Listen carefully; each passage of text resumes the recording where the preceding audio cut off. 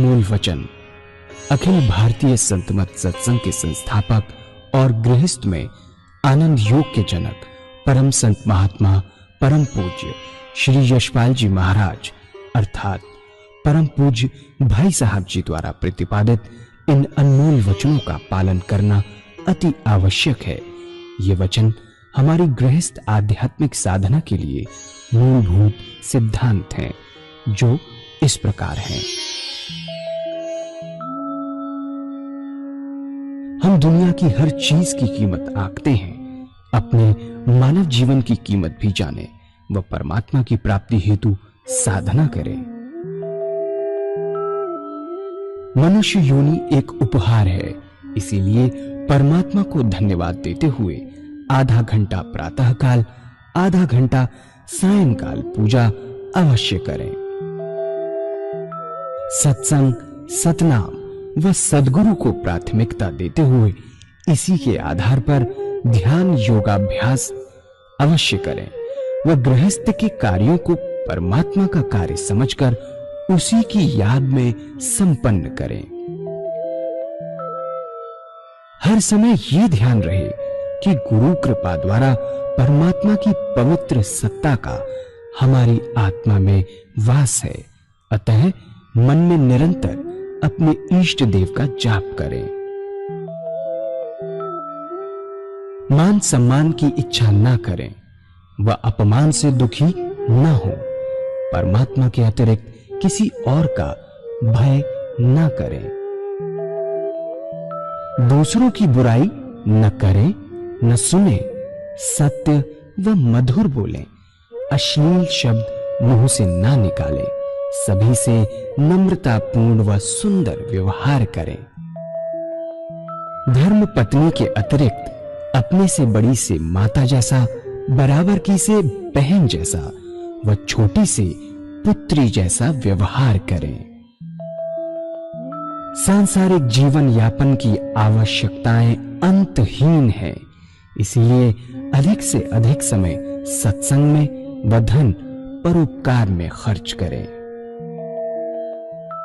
याद रखें, न स्त्री माया है, न धन दौलत, न ही परिवार। माया वह है जो हृदय को परमात्मा से दूर हटा दे। अतः निरंतर सत्संग और सद्गुरु की शरण में रहने का प्रयास करें। भोजन अपने इष्ट को अर्पण कर प्रसाद रूप में परमात्मा की याद में करें। रात्रि में सोने से पहले अच्छे बुरे कार्यों का आत्मनिरीक्षण कर उसका समुचित पश्चाताप करते हुए ध्यान करें व प्रभु की गहरी याद में ही विश्राम करें। परमात्मा तू ही है, तेरी इच्छा पूर्ण हो।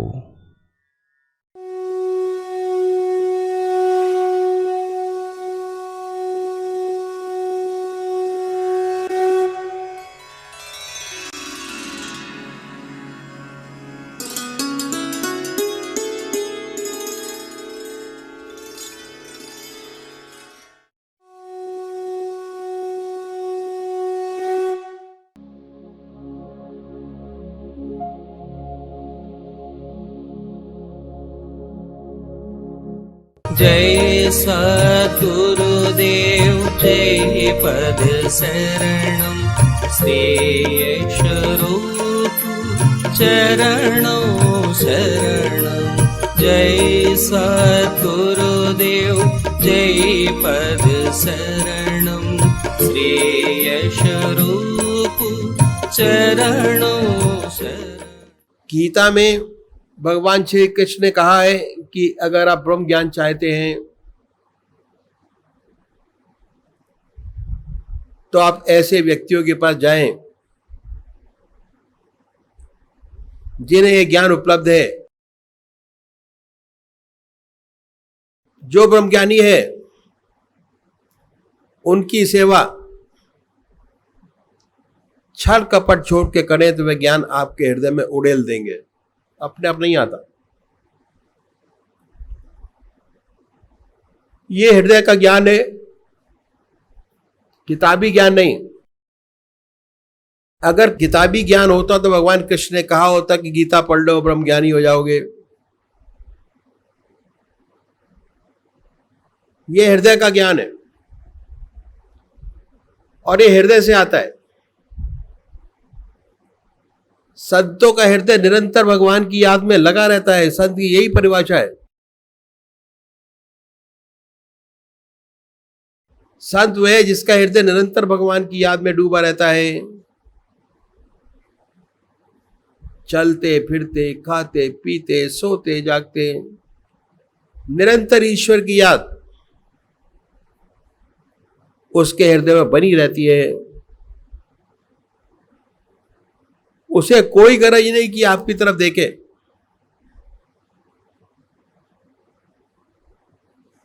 बहुत प्यार से, वह तो अपने मालिक के कुल में लगा हुआ है। उसका हृदय अपने मालिक के कुल में लगा हुआ है। अगर आप चाहते हैं कि आपके हृदय में भी वही प्रेम जागृत हो जाए परमात्मा के प्रति, आपका हृदय निरंतर ईश्वर की याद में डूबा रहे, तो आपको ऐसे संत का हृदय अपनी ओर खींचना होगा। जब उसकी प्रेम भरी दृष्टि ऐसे सुपात्र हृदय पर पड़ेगी, वह उसका हृदय भी निरंतर प्रभु की याद जारी हो जाएगी। ये बड़ी भेद की बात है और ये विनय से आती है। आप कहीं पर भी जाएं, विनय से जाएं। दूसरा, अपने हृदय को खाली करके जाएंगे तो जरूर महक जाएगा आपका हृदय। यदि आप पूर्ण धारणा से जाते हैं, अपने मन को खाली नहीं करते, तो जुकाम होने की वजह से शायद उसकी महक से महरूम रह जाएंगे। पहली बात, विनय। विनय से भक्ति प्राप्त होती है। सच्चा भक्त अपने मालिक के सामने सदैव विनय से झुका रहता है।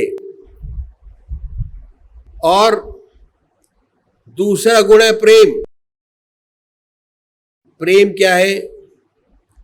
प्रेम बहुत छोटा शब्द है पर बहुत इंपॉर्टेंट है। 2.5 अक्षर का बना है लेकिन बड़े महत्व का है।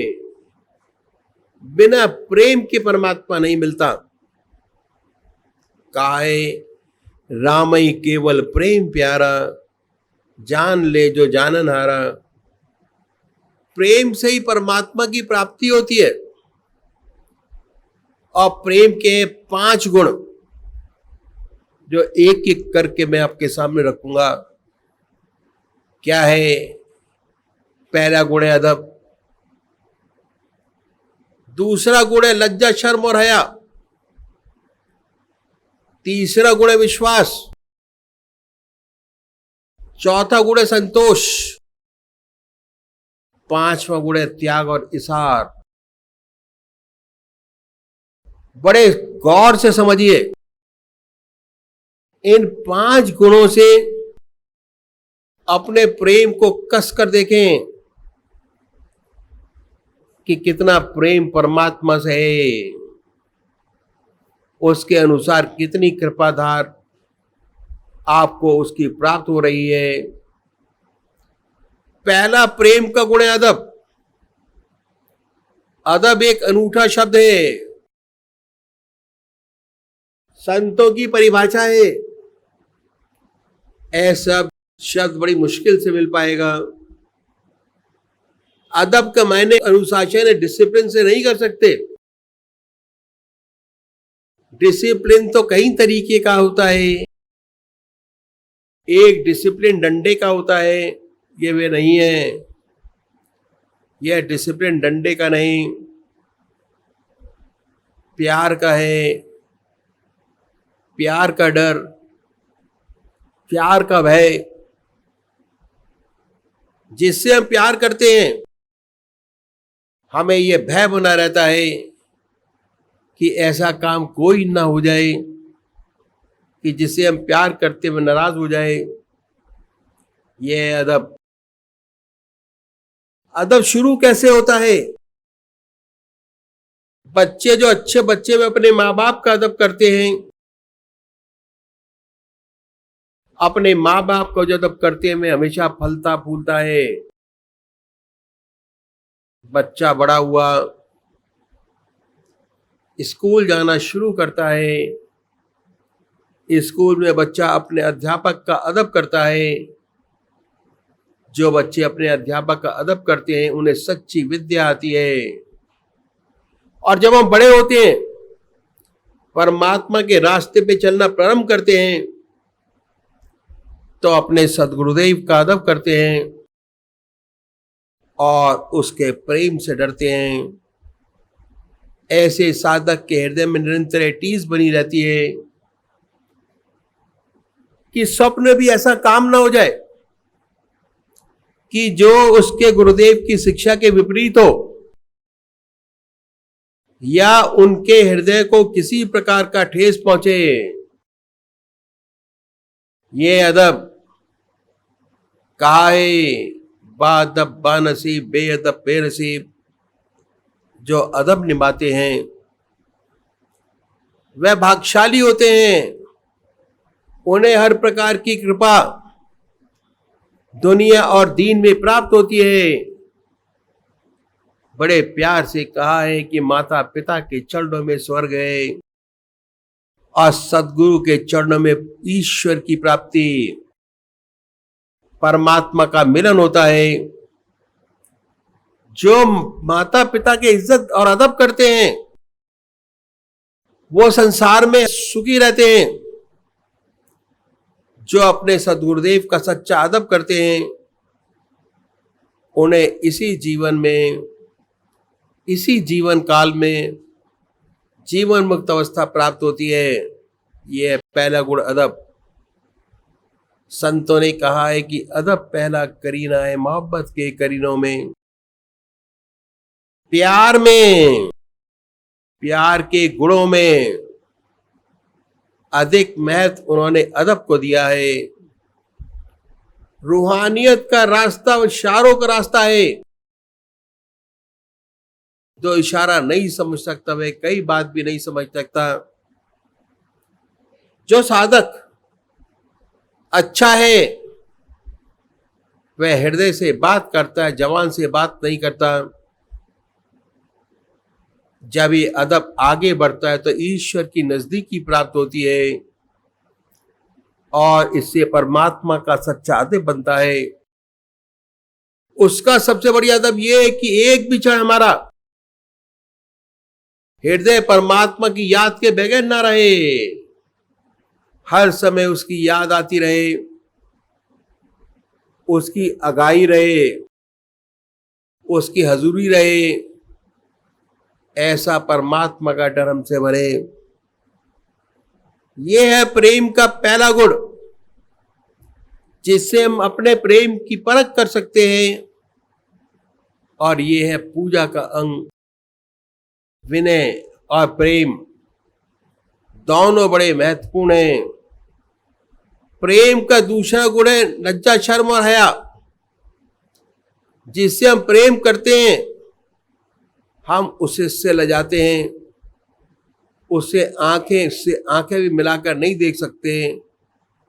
उसकी निगाह पड़ी, हमारी निगाह नीचे हो जाती है। जिससे हमें मोहब्बत है, जिससे हमें सच्चा प्यार है, उसको हम छिप छिप कर देखते हैं। आंख से आंख मिलाकर नहीं देखते, आंख से आंख नहीं मिलाते, छिप छिप कर निहारते रहते हैं। निरंतर ये भय बना रहता है कि हमसे कोई ऐसा कार्य ना हो जाए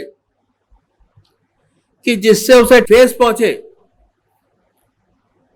सच्चा साधक निरंतर इस कोशिश में लगा रहता है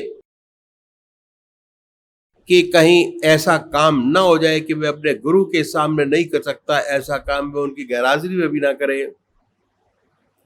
ये है अदब और ये है प्रेम की कसौटी कि जो काम अपने गुरु के सामने नहीं कर सकते उनके गैरहाजिरी में ना करें। यह है सच्चा अदब। ऐसा काम, शर्म, लज्जा और हया इतना सुंदर गुण है। हमारी जिंदगी में इसी से सुधार होता है।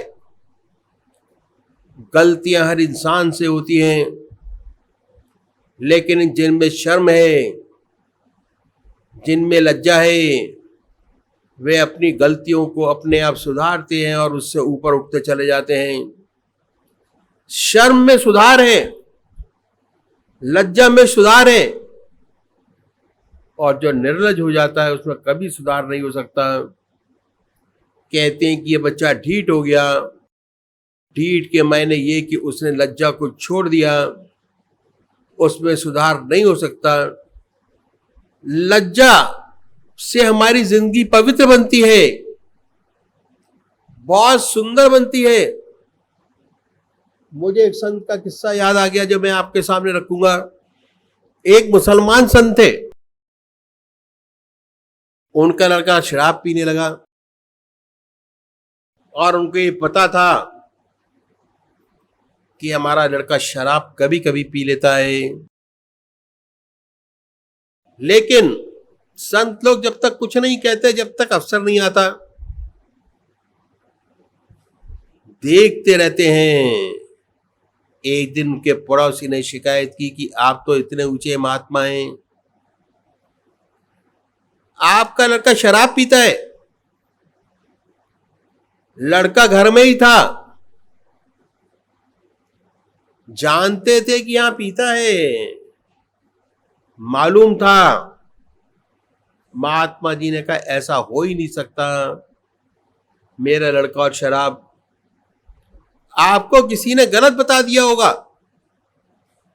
उन्होंने फिर कहा कि ऐसा हो ही नहीं सकता कि मेरा लड़का और शराब। लड़का सब सुन रहा था। फिर उन्होंने कहा हाँ मैं दिखाऊंगा। तो उन्होंने कहा कि हाँ जरूर दिखाइएगा, मेरा लड़का और शराब कभी हो ही नहीं सकता। उसके लड़के पर बड़ा सुंदर असर हुआ कि मेरे पिता को मेरे ऊपर इतना विश्वास, इतना कॉन्फिडेंस, और मैं ऐसा नीच काम करूं। वाकई में उसने शराब पीना छोड़ दिया, शराब पीना बंद कर दिया। 1.5 साल 2 साल गुजर गए, शराब उसने छुई नहीं। एक रोज फिर उसके दोस्तों ने पकड़कर जबरदस्ती दुकान पर शराब पीने के लिए बैठा लिया। मजबूर होके बैठ गया। पुरानी आदत थी, थोड़ी आदत का रिवाइवल हुआ। बड़े प्यार से बैठ गया और पीने लगा। जब वह पी रहा था, उनके संत के पड़ोसी उधर से गुजर रहे थे और देखा वह पी रहा है। वे फौरन जल्दी जल्दी कर वापिस आए और इस संत के पास पहुंचे और कहा चलिए मैं आपको दिखाता हूं कि आप कह रहे थे कि आपका लड़का शराब नहीं पीता, आप मेरे साथ चलिए, मैं आपको दिखाता हूं कि आपका लड़का शराब पीता है कि नहीं। आपको उसके ऊपर बड़ा विश्वास है, बड़ा कॉन्फिडेंस है। वे छड़ी हाथ में लिए साथ चल दिए। दुकान पर पहुंचे तो देखा पी रहा है। बड़े दुखी हुए, लेकिन खंबे की ओट पे बैठा था, पी रहा था। जब ये पहुंचे तो देखा वह पी तो रहा है। बोले हाँ पी तो जरूर रहा है, लेकिन छिपके खंबे की ओट में पी रहा है। इंशाअल्लाह जरूर छोड़ देगा। लड़के ने सुना, हमेशा के लिए तौबा की, और उसने शराब पीना छोड़ दिया। लज्जा, शर्म और हया ऐसा सुंदर गुण है, जहां है वहां सुधार है, जीवन पवित्र होता है। ये गुण लज्जा, शर्म और हया, जो सच्चे साधक हैं वे अपने गुरु से लजाते रहते हैं, उन्हें शर्म आती है और हमें कोशिश होती है कि हम जो काम अपने गुरु के सामने नहीं कर सकते वह उनके पीछे भी ना करें। तीसरा गुण है विश्वास, जिससे हम प्यार करते हैं उस पर हमें थोड़ा तो विश्वास होता ही कि हम यहां आए हैं। कम से कम इतना विश्वास तो जरूर लेकर आए कि हमारा समय खराब नहीं होगा,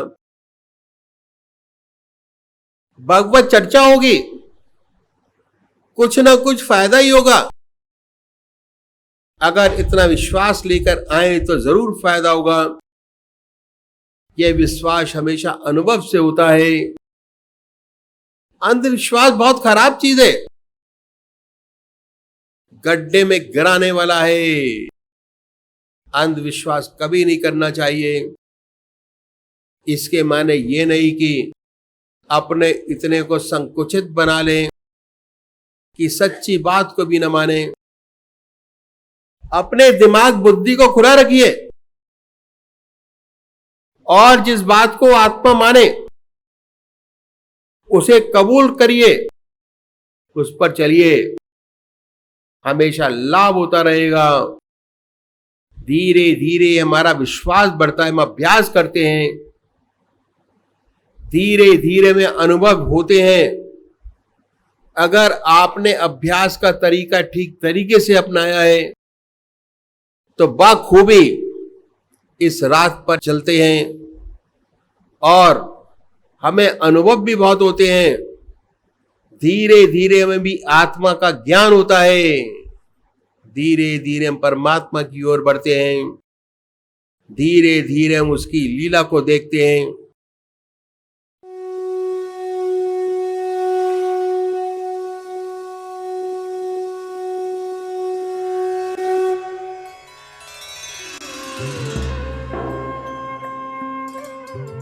ध्यान योग के कार्यक्रम आनंद योग से निशुल्क जुड़ने के लिए संपर्क करें 9810239677।